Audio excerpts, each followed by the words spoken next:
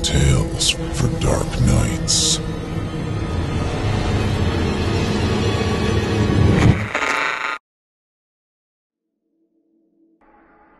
The Sinister Painting, written by Greye La Spina, performed by Barry Bowman. The taxi drove off, leaving Funk on the Hoddesdon lawn, surrounded by valises.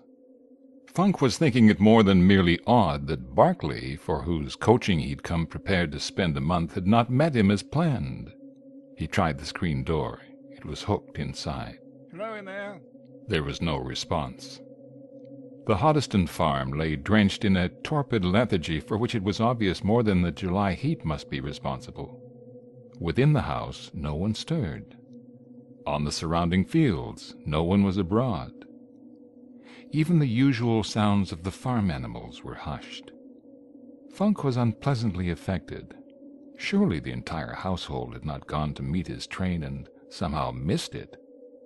He carried his traps to the stoop, crossed the yard to the barnyard, and hallooed again. Hello!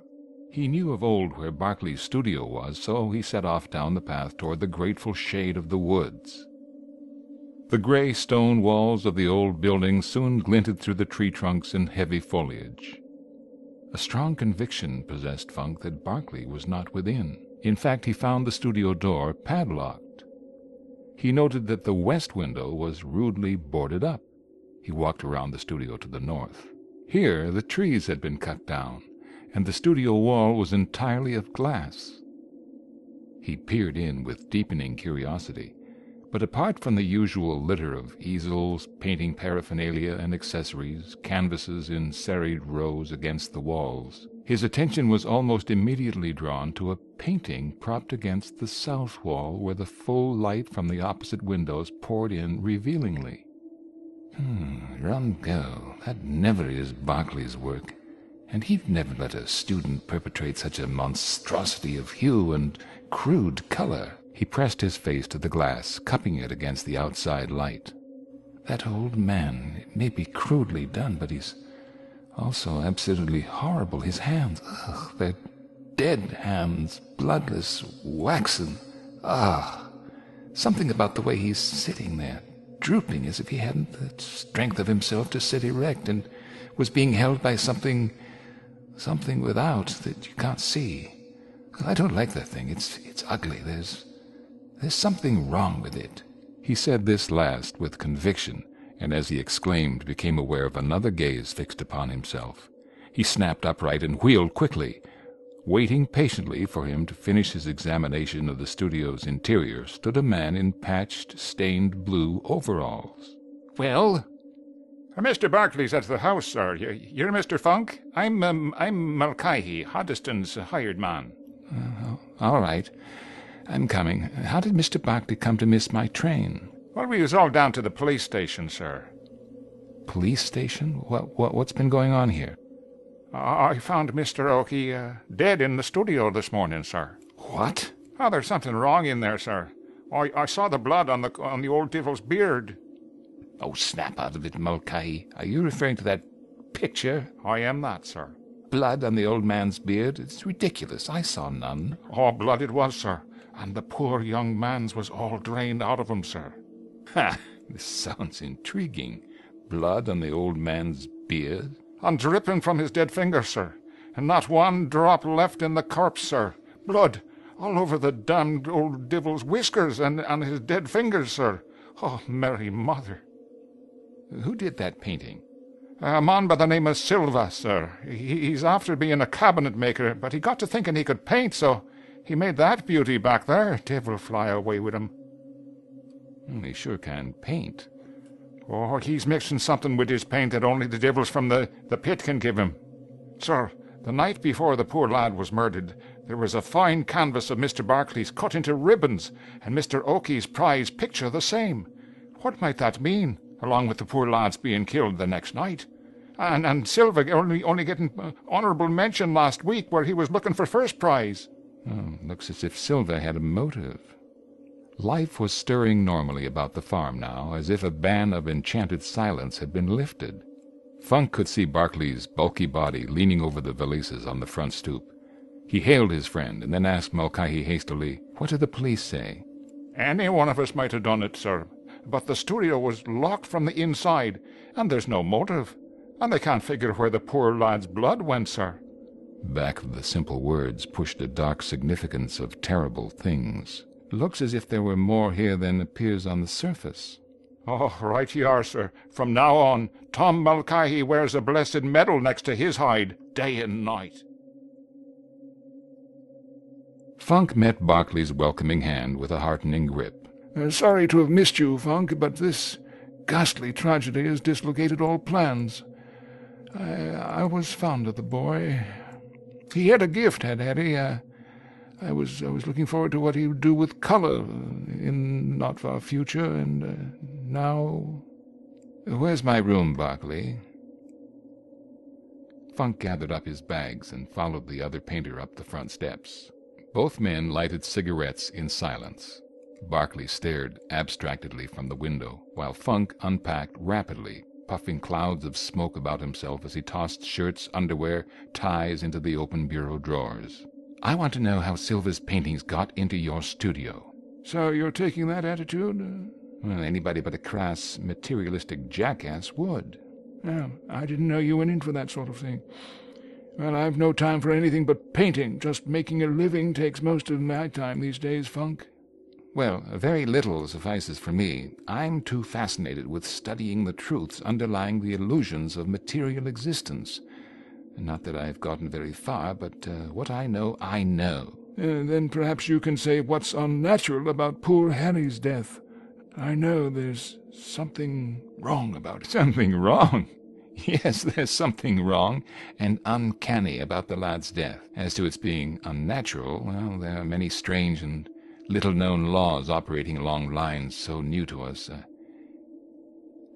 I believe the poor chap's death is due to an extremely interesting example of the transference of an evil will to power. Well, I didn't tell the police what I felt lay behind this tragedy. I have no hankering to live in an insane asylum.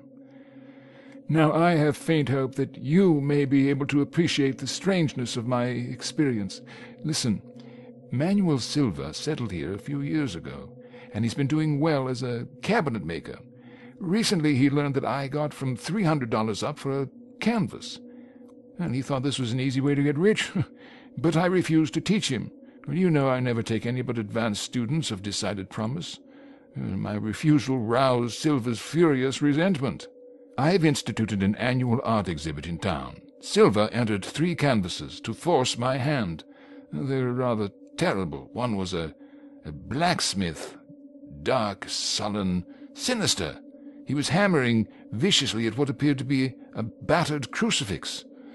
Another was a farmer slaughtering a wretched hog that somehow looked like a naked man.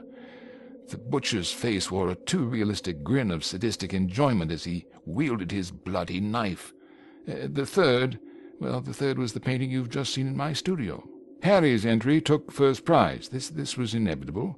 I felt inclined to encourage a couple of young local artists, so I gave them honorable mention, and not to slight Silva's pride, I included him. The night before the canvases were removed, Harry and I were in the gallery, and he pointed out that someone had deliberately cut the honorable mention ribbon and Silva's canvas so that it hung in dangling strips. Odd that, eh? Oh, you're opening vistas. You're absolutely interesting. Well, I criticized Silva's paintings, observing that Harry was right when he said it gave him the jitters, but that in just that degree it possessed a touch of wild genius.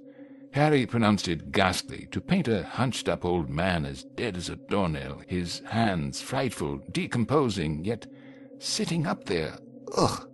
Silva's colors were crude, his drawing distorted. Just how it would be difficult to say, but wrong, you understand, just wrong. I said I dared not encourage Silva because of a very strange quality in his work, that's something wrong.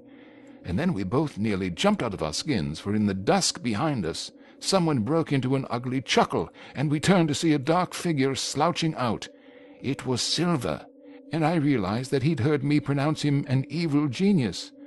Harry made light of my compunctions, but I was disturbed. We confronted the old man in the painting once more. As twilight gained the room, a murky dusk seemed creeping into the very canvas. Its shadows deepened. The old man merged into his dark background, all but his pallid face, his greyish beard, the waxen fingers dropping over his angular knees. It was wrong, entirely wrong. And then all at once Harry twitched my sleeve and exclaimed, "Let's get out of here." And we turned and plunged into the night, stricken by some subtle panic so obsessing that it was not until we were back at the Hoddesdon farm that we realized how foolish and unreasonable had been our flight. Funk lighted another cigarette. We went sketching next day, and Hoddesdon brought our canvases back to the studio. That night he told me that Silva had sent me one of his for a gift, so Harry and I went down to see which one. We lighted candles, and really we got a nasty shock. The flickering, inadequate candlelight made that old man appear more than ever an entity with a horrid existence, independent of his painted presentment. Oh, my God! Harry said, "My God," in a kind of comic dismay, and I knew instinctively that Silver was up to no good. He bore me malice. His very gift seemed to convey dire menace. In the pale candlelight, the old man's beard appeared to rustle stiffly, as if his lips were parting under his bushy shelter. Of course I could not see anything, but I felt that I was seeing a pale dead tongue flick moisture over dry dead lips. Oh, that must have been an odd sensation. You make it very clear. Yes? Well, there's more of it, Funk. Oakey and I went over our canvases to check on their return and good condition. We were satisfied. Just remember this point, will you? We padlocked the studio door and went off to bed. When we went in next morning, the padlock was undisturbed and all the windows locked on the inside. But one of my best canvases had been slit into ribbons, and Harry's, which had taken first prize, was completely demolished, even the frame. That last act of vandalism made me feel bad. I'd been sure the boy could cash in on his work, and he needed the money. He took it like a Spartan, but he told me he was going to sleep in the studio that night, for he felt sure that Silva had done the damage. And I agreed, although I couldn't figure out how Silva could have gotten inside. So last night I left the boy there. He said he was going to hang something over the old man's gosh-awful face. I offered to stay with him, but he wouldn't have it. This morning, Mulcahy told me. It was ghastly, Funk. Mulcahy was howling blood at every jump he took. Blood, he yelled, on the old man's beard. How about the coroner? Harry had been dead for hours. Finger marks on his throat. Every drop of blood drained from his body. Mulcahy had seen him through the north windows. I had to break the west window to get in. The coroner said at first he'd had a fit, but finally decided he'd been killed by a person unknown. About the blood? Mulcahy was right about it, Funk. I saw it, too. It's not there now. That's another strange thing. When I rushed over, I found poor Harry sprawling on the floor, his body all twisted in a grotesque, gruesome position, and so terribly white.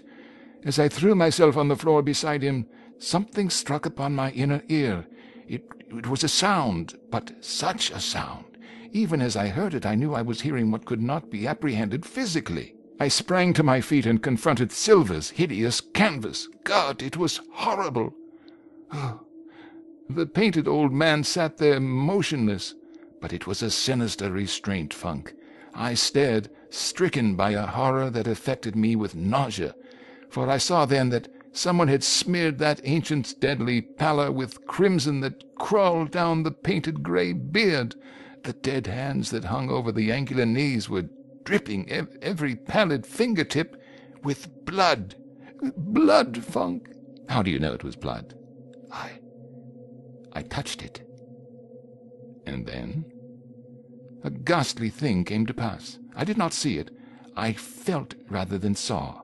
I became aware with that inner sense of the movement of one of the old man's painted arms. It lifted with the jerking unevenness of an automaton and passed across the stained grey beard. I say it moved. I felt it move. Yet at the same time I was aware that it was only painted, hence incapable of movement. It was something else behind it that actually moved. I find it almost impossible to clarify my intuitions, other than to say that while the painted figure did not stir, I was yet inwardly aware that it lifted one arm and wiped away the crimson from its beard. Then it reached out on either side to drag off that horrible drip from its waxen fingertips against the painted glass that reddened under them. Oh, God! It was more than horrible, because although the figure did not show movement to my straining eyes, yet I saw the crimson lifeblood of poor Harry disappearing from the canvas as those movements, which I felt rather than saw, took place. Of course, this explanation is inadequate. Funk pushed the consumed tip of his cigarette to the fresh one he was holding between his thin lips. A cloud of smoke enveloped him. Not adequate, my dear fellow. On the contrary, it is very enlightening. So clear that I believe we may yet punish the murderer of that poor lad. Oh, I'd give a year of my life to accomplish that. Well, I hardly think so much will be required, but you may have to sacrifice one or two of your canvases. We'd better get the rest of Oki's work over here, and Silva must learn that you are taking steps to protect Harry's work and your own. He must be informed that tomorrow night you yourself will sleep in the studio. That will bring him. You agree that it's Silva? I've no doubt about it, but not in propria persona. He's projecting his astral body through that hideous old man, and he's already made a grave error. What do you mean? He's permitted himself to savor human blood. Hence he cannot be permitted to continue. He's dangerous now. He will be yet more so, unless checked. I propose to do this in the only permanent way possible. We have no proof of his presence in the studio, Funk. Who would believe the intangible evidence of my experience? No one ordinarily, but I believe, and there's another person who will not only believe, but will furnish me with the means of putting a stop to Silva's murderous proclivities, without disturbing the authorities unduly. Wouldn't it be wise to return that picture to Silva, or cut it to bits and burn it? Later. You see, Silva has somehow learned how to transfer his will for evil to that creature of his own making. It's through the same creation that we must reach him and stop his criminal career before it's too late. You speak as if you knew what you were talking about, Funk. I can't just understand you, but I feel that you're somehow right. What do you wish done? Get Melkaye or Hoddesdon to clear out all Oki's canvases. Leave only a couple of your own that you don't particularly care about, so as not to stir Silva's suspicions overly. He'll imagine you're exhibiting. Then have Hoddesdon step in and tell Silva what happened to the canvases in the studio, and ask him to have his moved out of harm's way. That will appear a kindly impulse on your part, and he will reply that he'll send for his canvases in a couple of days. He'll figure on polishing you off by then. Agreeable thought, that. Now, you're going to lend me your roadster. I'll be back tomorrow afternoon at the latest. Be sure Sylvia is given to understand that tomorrow night you'll be sleeping in the studio. Under no circumstances, however, venture in there tonight. Tonight, Silva, or whatever wakens in the studio under the stimulus of his evil purpose, may have free play. But tomorrow night, I shall be there, not you. I won't permit your getting into a nasty situation, Funk. This isn't your affair. After all, Harry was my protégé. It's up to me. Aha! Are you prepared to give effective battle to a painted demon, Barclay? Can you, through that painted thing, silence forever the intangible, distant malefactor? You can do such things? I shall know how to, before I return tomorrow afternoon. But how? I'm going to someone who knows. I shall demand the secret. She will yield it, I'm certain. I'm going to see Gwen Caradorn. Where have I heard that name? Possibly in connection with her published brochures. Her reality of the abstract is fairly well known. It's discussed everywhere. Quite likely. I seem to remember it vaguely. Now, how about your car? It was dusk when Funk returned on the following day. The seriousness and abstraction that wove a cloak about him struck Barclay's curious inquiries into silence. A certain high air about the younger artist forbade imperiously any break upon that lofty mood. Funk's first query was, had Silva been duly informed of the occupation of the studio that night? He knows. He told Hoddesdon that he would call for his unappreciated masterpiece in a couple of days. The words were significantly emphasized. I'd rather fancied he'd say that. He knows you'll be there tonight. Hoddesdon told him if there were any further trouble, I'd sleep there tonight on to protect his painting. Excellent. And was there any? Yes. Last night the 2 canvases I'd left were demolished. Good. He'll be expecting you to sleep there tonight. Let's have supper, then I'll run into town and fetch Miss Caradon. She insists upon coming out. The time was too brief to prepare me to handle the situation single-handed. That's extraordinarily kind of her, Funk, but if she's to be at the studio tonight, why not I? She would have handled it alone, only that she... Sorry, I can't be more explicit, but she bans discussion of herself unless she decides to come out into the open, which she rarely does. She's... Well, wait until you meet her, if she permits it. You'll understand then. But believe me, she is worthy the highest respect and admiration a human being could expect. Funk did not have to drive to town. Between dusk and dark, a shining dark blue car with a special delivery body slipped into the driveway. From the limousine-like front, 2 uniformed men alighted and walked to the rear of the car. There were wide doors there, which they proceeded to open. They withdrew with the utmost care a strange anachronism, a blue and black and gold decorated sedan chair, small and delicate. They placed themselves between the shafts and started toward the farmhouse. Funk exclaimed and sprang down the steps to meet the odd equipage. He bent over what was obviously an extended hand, white in the dusk. Barclay, staring, saw the young artist touch his lips to those extended fingers. A child's high, shrilly, sweet voice gave an order, and the chair-bearers carried the sedan chair toward the barnyard. Funk followed, calling back as he went. "See you tomorrow morning, Barclay." With that he disappeared after the chair into the soft darkness beyond the barnyard. Barclay felt that he could not sleep. He was intensely irritated that Gwen Caradorn should have sent a child to take her place in what he felt must be a post of danger. He went down to the shining automobile and walked around it with curiosity. The rear doors had been closed, and nothing marked it as out of the ordinary, save, perhaps, the expensive type of shock absorbers for a delivery body, and, of course, what looked very like a periscope set in the top, as much out of place as was a modern child in a sedan chair. He sat at his window, fell asleep there in his chair, and did not waken until Mrs. Hoddesdon tapped at his door, calling that Mr. Funk and the little girl had returned. She volunteered that the little girl was a perfect little French doll. Barclay took the stairs, 3 at a stride. In the hall Funk sat on a hassock, which brought his face slightly below the level of the small, oval countenance of the child, who sat sedately on the half-chair. Barclay noted with an artist's appreciation the bloom on her dazzling cheeks, the straight nose, the richly scarlet mobile lips. He approved the curling black lashes, finely penciled arching eyebrows, sleek black bobbed hair. Her creamy silk dress, rather long than worn by most children of her age, apparently about 6, was smocked in a knowing fashion with bright colors. Her feet were inappropriately encased in high-heeled French slippers. All this the artist in Barclay captured at a glance, just as he took in the beauty of the slender, tiny hands, of the taper fingers, and the eloquence of every gesture. A strange and unusual child, this. His leaping footsteps brought upon him a lifting of fringed eyelids, and what he felt shrinkingly was a glance of indifference.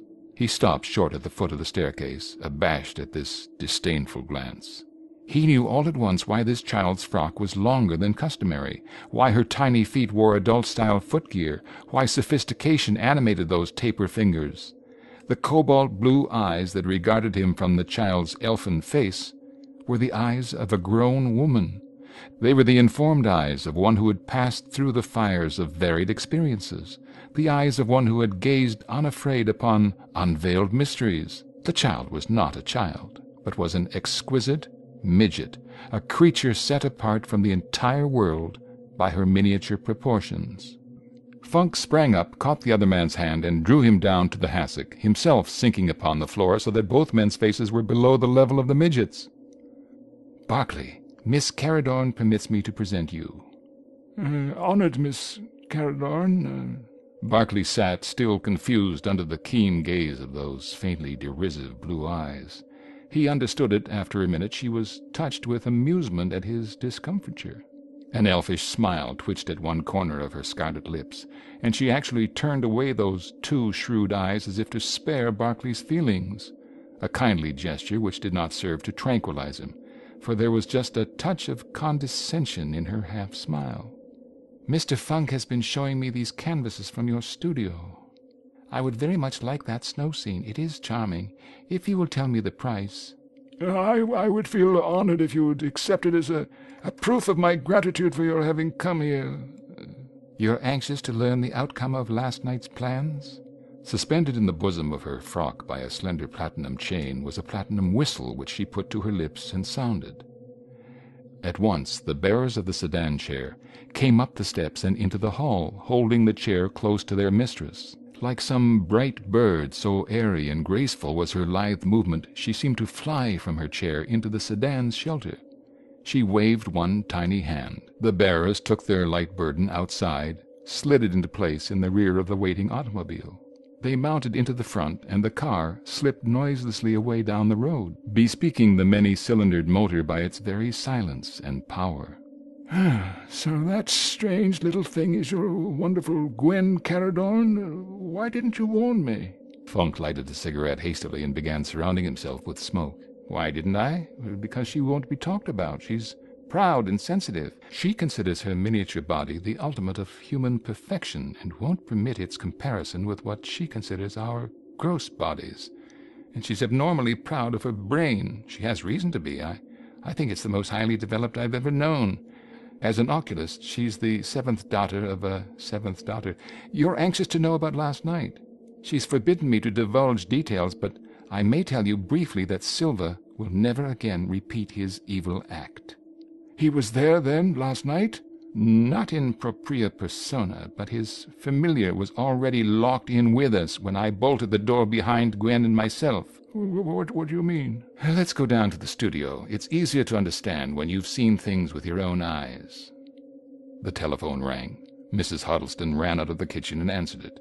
An expression of horror settled on her placid face. "Manuel Silva's been found dead with a knife wound in his throat." Funk beckoned Barclay silently, and the two hurried across the barnyard and into the woods. With the key Barclay had loaned him, Funk unlocked the padlock. He pushed the studio door open. Words seemed superfluous. Spread on the floor lay a painted canvas figure, pinned down by a knife through its throat. The edges of the canvas were sharply defined, as if just cut out of the painting, leaning against the south wall, with a neatly trimmed vacancy in its center. Barclay stared, closed his eyes convulsively, and then stared again. "I couldn't have done it alone. She furnished the power. She'd have done it herself, but she's too... he was too tall." Barclay stared motionless. He was absorbing the details of a bizarre thing which confirmed him in his hasty resolution to burn Silva's painting without delay. The empty space in the painting distinctly outlined a drooping, seated figure. The painted canvas shape lying on the floor, pinned down by the knife through its pallid painted throat, could have filled that vacancy twice over. It was a full-length, standing figure.